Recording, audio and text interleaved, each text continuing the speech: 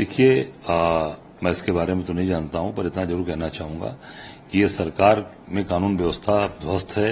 चाहे वो मदरसे के अंदर का प्रकरण हो, चाहे वो बच्चियों के साथ दुष्कर्म का प्रकरण हो, हर प्रकरण में सरकार बैकफुट पे है। अभी आप देख सकते हैं सुल्तानपुर में डकैती पड़ी थी, खुलासा उसमें जो भी किया, दिखावटी किया, भाजपा के नेता उन्हीं के लड़के को गोली मार दी गई, शायद हत्या भी हो गई उसकी, मर गया, स्पॉट पे मर गया, और वो 3 साल से एसपी वहीं पे है। तो पूरे प्रदेश में कानून व्यवस्था ध्वस्त है। अगर वो चीजें बार बार चीजें रिपीट हो रही हैं, तो अगर अधिकारी इस तरह की चीजें जहां पर भी हैं, चाहे प्रयागराज हो चाहे सुल्तानपुर, उनके खिलाफ कार्रवाई करें, उनको तत्काल उनको दंडित करें, उनको तत्काल दंडित करना चाहिए, उनको हटाना चाहिए।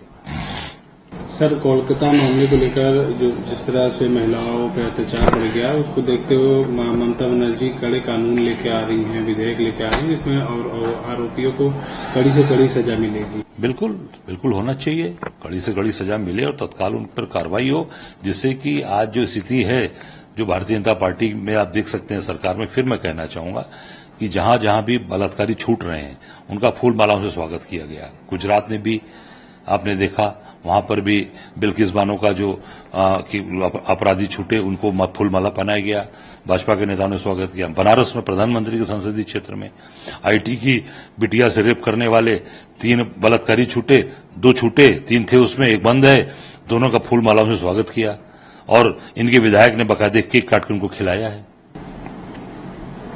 सर, अखिलेश यादव कहते हैं कि हमारी सरकार आएगी तो बुलडोजर का रुख गोरखपुर की तरफ होगा। वहीं मुख्यमंत्री योगी आदित्यनाथ इस पर कहते हैं कि बुलडोजर चलाने के लिए दिल और दिमाग चाहिए, हर किसी के बस की बात नहीं है। देखिए, माननीय सर्वोच्च न्यायालय को मैं धन्यवाद देना चाहूंगा कि जो न्यायपालिका ने जो अभी पूरी तरीके से फैसला दिया है, वो न्याय संगत है, और कानून का पालन कराना, कानून न्याय देना, ये न्यायपालिका का काम है।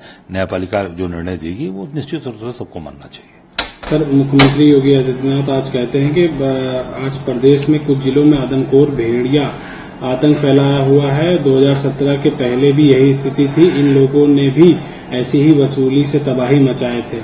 इनके महाभारत के सारे किरदार थे, चाचा और भतीजे वसूली करते थे। देखिए, आज इस तरह की इसमें राजनीति भाषा नहीं बोलना चाहिए। जो भेड़िया वाली बात है, ये बहुत ही दुर्भाग्यपूर्ण बात है, क्योंकि किसी का बेटा मर गया, किसी का बच्चा मर गया, किसी का भाई मर गया, और वो आदमखोर के उसको पकड़ने के बजाय, उसको मारने के बजाय उस पर राजनीति भाषा बोल रही है। मैं समझता हूं कि ठीक नहीं है। तत्काल इस पे कार्रवाई होनी चाहिए, सरकार को आदेश करना चाहिए उनको मारने का, भेड़ियों को, और जो परिवार इसमें तबाह हुआ है, जिनके घर में कैजुअलिटीज हुई हैं, उनकी आर्थिक मदद हो, उनके साथ गरीब लोग हैं उनकी सहायता हो, और जो घायल हैं उनको पूरी तरीके से उनका इलाज कराया जाए। उसी संदर्भ में आज मैं स्वयं बहराइच जा रहा हूं, जो पीड़ित परिवार है उससे मिलूंगा, जो घायल में अस्पताल में लोग हैं उनसे मिलकर कुशलक्षेम जानेंगे, और जो पूरी तरीके से वहां पर अनदेखी किया है और उस पर राजनीति हो रही है, ये मैं समझता हूं ठीक नहीं है। इस पे पूरी सरकार बैकफुट पे है, और सरकार को उस पर प्रभावी तरीके से काम करना चाहिए। सर, वन मंत्री तो कह रहे हैं बहराइच में पिछले मुताबिक इस बार कम मौतें हुई हैं। इसका मतलब मौतों आंकड़ा गिन रहे हैं, ये मौत पे राजनीति कर रहे हैं भाजपा के लोग, कि पिछली कम हुई, इस बार कम हुई, पिछली बार ज्यादा हुई थी। 1 भी हुई, 2 भी हुई, तो आपकी फेलियर है ना।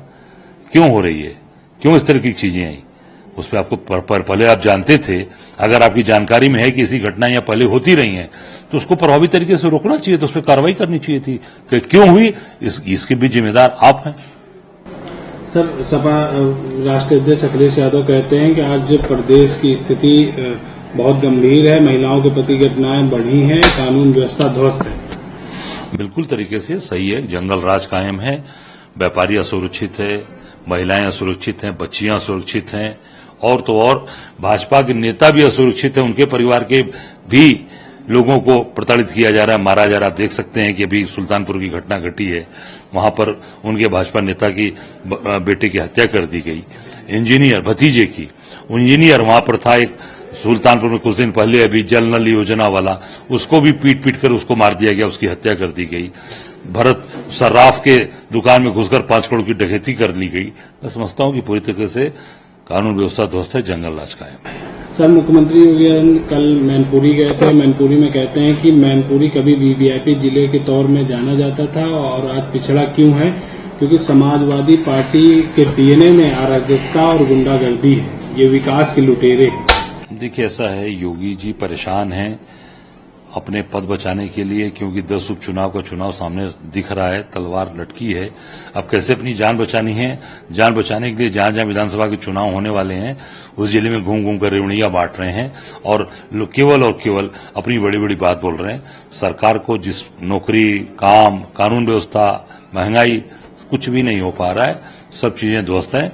मैं समझता हूं कि अखिलेश जी, इस पे सरकार को काम करना चाहिए, प्रभावी तरीके से उस पे आगे आके मदद करनी चाहिए। सर, उपचुनाव को लेकर आपकी क्या तैयारी है? हमारी तैयारी है, मिलकर लड़ेंगे, 10 की 10 जीतेंगे, डंके की चोट पर जीतेंगे। सर, कितनी सीटें मांग रहे हैं? 5 मांगा है हमने, 5 प्रस्ताव दिया है, 5 का प्रस्ताव भेज दिया।